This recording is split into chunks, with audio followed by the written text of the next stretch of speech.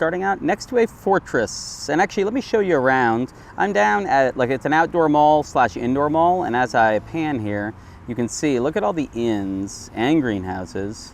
There's a fortress there. Definitely less fortresses, which is fine, because you can go to the same fortress over and over. But look at all those inns.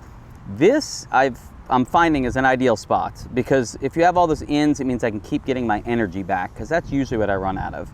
So anyway, here I am at a fortress. I actually have a minute left on my Barufios that I currently have, so I'm actually going to hit this trace. Notice it says 9 3/4, which means I'm going to get foundables that are on the 9 3/4 page in the registry. Just something to note. So you can see my horrible spellcasting in a moment, although this one I've been pretty good at, so I'm going to go for it. Oh, I didn't even hit the spots. You can see where it says I missed. Ooh, that was pretty good. Oh, I thought it could be better. I've actually masterful cast this. I've gotten about 3 masterful casts so far. This one and I think it's Aguamente, I've gotten masterful by just going really fast and getting it just right. Woohoo! Got my Hufflepuff student. I've already gotten him back anyway, so I'm getting my experience there. Oh, my Portkeys. We're going to do Portkeys in a second, because if you look at how many I have, all these ready Portkeys. So after this fortress, I'm probably going to find a good spot to do that. So I'm not going to use these now. It's going to tell me all these Portkeys have unlocked. Yep, one at a time. It won't let me do all of them at the same time. So let's get through these Portkeys first. All right, I'll catch up with you in a second when we're beginning the fortress. All right, we're back. I've put on a new Barufios elixir, 29 minutes, 48 seconds. So I just put it on a second ago. So let's talk about fortresses. I'm about to go into the fortress. So I'm gonna go ahead and click on the fortress itself. Boom. You can see I've done some fortresses. I've unlocked to Ruins Chamber 3. To unlock the next level, you just need to do the previous level and be successful. Once you do that, it unlocks the next one. That's all there is to it. But we are going to just go into Ruins Chamber 1. We're just going to go simply in there. Then it's asking me to pick Ruins Chamber 1, that's going to be a certain level of difficulty. It's going to be the easiest. Now, if you look on my runestones here, I have in the upper left there, you can see it says 5, the big 5. The big 5 actually means that it's a level 5 runestone. And then the number below it is how many of those I have. But I'm actually going to go down, you see my level 1s? Let's go to the last one. If you look, it says level 1 Oddities runestone. So I'm going to pick that. And what's that doing? The level 1 of it means that that's going to not really raise the difficulty of the chamber I'm in. The chamber has its own difficulty, or the room you're in, chamber 1. And then the Oddities, I'm going to do a level 1. So this is going to be a really easy fortress to do. Because it's an Oddities runestone, that is going to mean that I will have my rewards are more likely to be oddities, fragments, and oddities. It's not guaranteed, but it's more likely. So if you're looking to complete something in your registry, you need to do that. So I've got a werewolf here. A werewolf, I am a professor. Professors are actually more, more proficient against werewolves, I believe. They changed some things recently. So, some things you need to know. If I want to pop a potion, oh, I got to protect myself. Things are going to move fast, so I'll try to talk while I go. To match this up, originally I thought I was putting my finger on the screen and moving my phone around. You actually put your finger on the wand, on the tip of the wand. Once I put it on the tip of the wand, then from there I try to move that circle and keep it there until I finish the little clock goes around, or the little blue line goes around. I need to finish that first. I got some time. I need to finish that first. And I kept trying to put my finger on the thing, and maybe I'm dumb that way, but you might be just like me and you're moving your phone around trying to figure it out.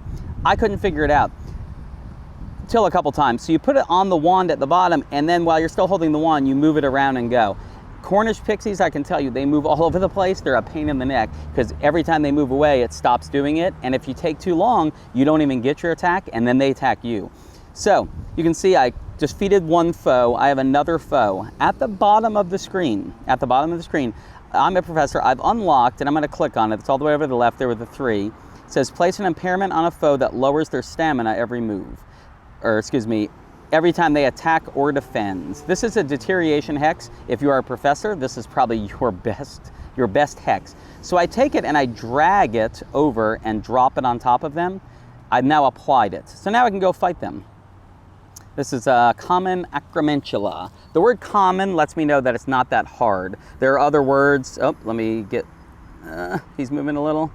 Let me attack him. Ooh, nice. He's already down low, and I'm going to defend myself. He's actually going to take damage when he does this for attacking me, which is really helpful. That's, oh, he's attacking twice. But again, he took 10 damage just because he attacked me. So I put my finger on the wand, I make the square, and then I trace the outline. I killed him just like that. This was pretty easy. This is a Ruins Chamber 1, and it was a Runestone 1. But you can see I got a Beginner's Guide to Transfiguration, all 4 fragments. That's going to finish it in the book. Some rank up, Ruins Chamber bonus 1. It's not going to be big. The later ones get bigger. Ooh, I'm about to hit level 11. I got a Brain Elixir bonus, of course, because I have that on. And then the summary, 515. But it's also going to probably ask me to put that sticker in if I back out. So I'm going to back out. I don't want to go there. I want to go to my registry. And if I go to the registry, you'll see... Where do they go? Oh, challenges, registry. See right there, blinking in the middle. And if I can't find it here, you can scroll down and sometimes it'll be on these, but it happens to be on the first page, and I have all 4 fragments, so I'm gonna hit it. It's gonna give me, yes, it's gonna go ahead and give me a little bit more rank on the challenges. Ranking up the challenges gets you chests, and chests get you scrolls and books that help you get further in that skill tree on your professor or a magizoologist skill tree. So that was one fortress. I'm staying at the same fortress. That's one different thing. If you've played Pokemon Go, when we did these types of battles, when you're fighting against things, generally you get to do it once and then it goes away. You can't just keep fighting the same raid boss there. It's like a big Pokemon, different types, but people gather, you fight it, you can sometimes solo it, but then once you're done with it, you can't do it again, and a timer actually kind of expires and then it goes away. Fortresses in Harry Potter are very different. You can keep going in as long as you have the spell energy and the runestones, which I have a lot of both because I'm in that area. So this time I'm going to go ahead to, I'm going to try to go to Ruins Chamber 3. I want to unlock Ruins Chamber 4, so I'm still going to use something easy, and I'm going to use a Dark Arts runestone, a level 1 Dark Arts runestone. Why not?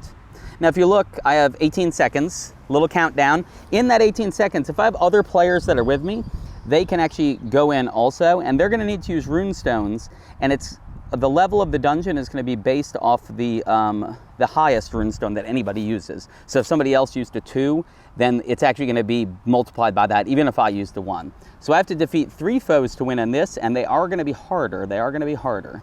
So I'm going to go ahead and, ooh, see right now I have 2 focus out of 5. You can see it at the bottom of the screen.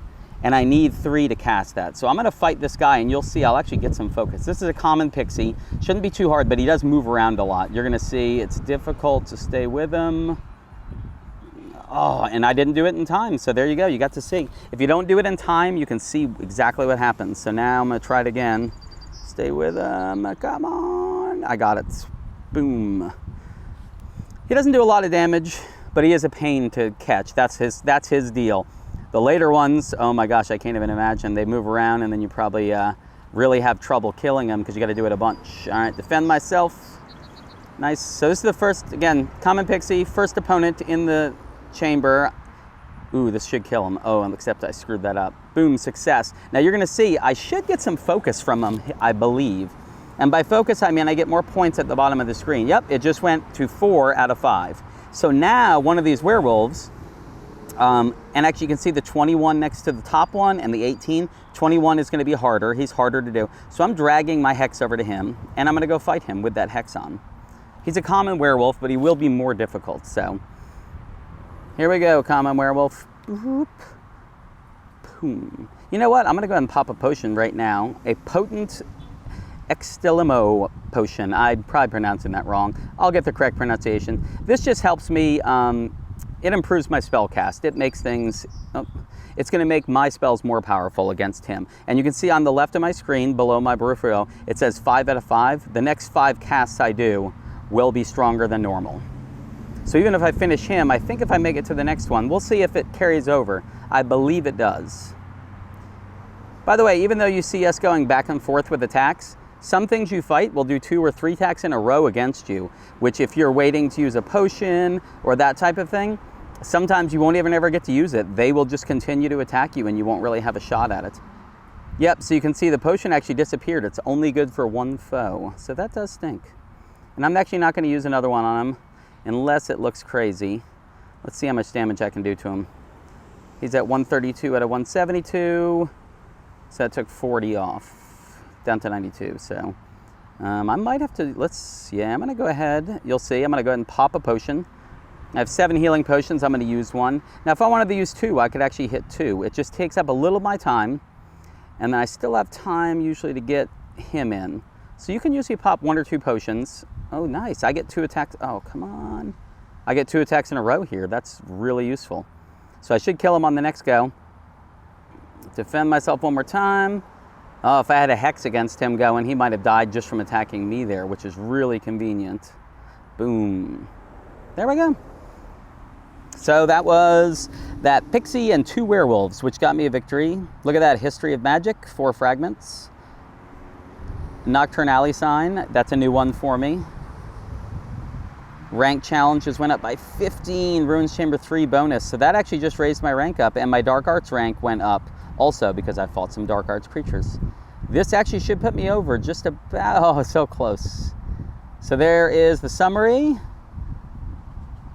Yep, and you can see Ruins Chamber 4 now is unlocked on my screen.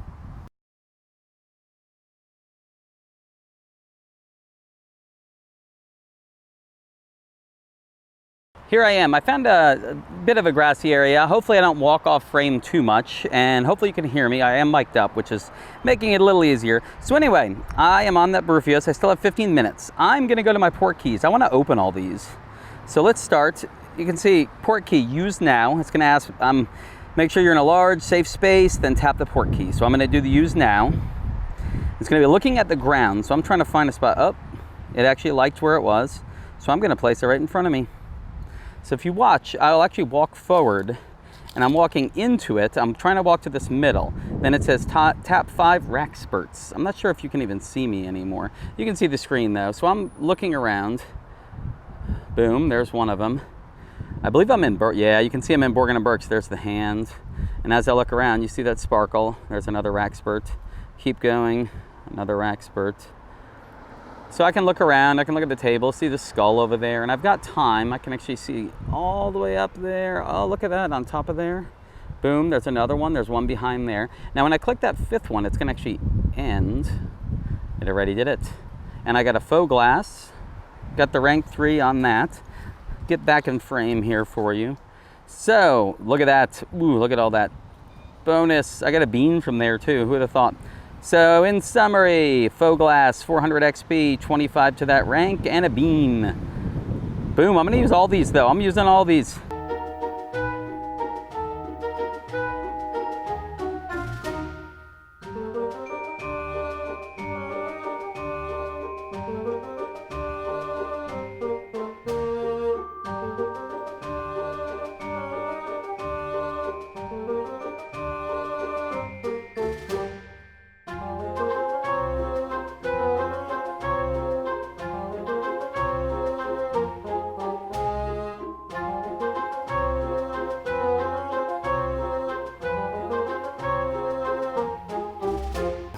So, as you can see, my experience definitely, I got a lot more experience. On that one, I think I got 4,000 experience, maybe with the Brain Elixir, just from those Raxperts, which give you different bonuses. In another video, I'm gonna have to go over those bonuses because I'm not even sure what the consistency is or what the possible choices are for them. Anyway, that was a whole bunch of Portkeys, and I've still got these 2 Portkeys. I'm gonna click on this one. I am using my golden key. Word of advice, the 2-kilometer Portkeys, use your gold key on that, the unlimited one. If you manage to get silver ones, or if you decided to buy some silver ones, just more bang for your dollar, more bang for your silver keys. Use them on the 10s and the 5s. The 2s, just save them for the gold key. So I actually had 3 lined up at one point of 2s just to be able to do that. Look at that level up. I went from 10 to 11. 10 gold, silver key, a Barufio's, a dark detector, and a healing potion, and I believe there's the summary. Another of the potent potions. Whew, what a day. Back at the house, Did play for a while longer, but this video is already getting pretty long, so I'm going to cut it here. Fortresses and Portkeys, definitely enough of a topic for one day. And news keeps dropping, which makes these videos really hard to make, because by the time you make it, you can go online and you end up reading something new that came out. So there's one last thing I do want to go over. I have it here, which is the list of countries that it actually is released. It was on the US and UK, and then of course New Zealand and Australia. But the following countries, oh my gosh, and this will be on the screen too. But I'm going to go ahead and read them out anyway. It's a lot. So Austria, Belgium, Brunei, Jerusalem, Canada, Denmark, Finland, France, Germany, Iceland, India, Indonesia, Ireland, Italy, Luxembourg, Malaysia, Mexico, Netherlands, Norway, Papua New Guinea, Philippines, Portugal, Singapore, Spain, Sweden, and Switzerland. The crazy thing is, by the time I read this list, for all I know, when this video gets uploaded, they'll already have added some more countries. But that is, I mean, it's a lot of European countries, obviously. I am most excited to see Norway on that list because I am going to be there July 1st, and I was worried it wouldn't be out yet and I wouldn't get to play. But now that it is, that's going to be fantastic. I can continue to play and put out videos as new information comes out. Anyway, that's all I got for today. I will see you guys in the next one. Knox.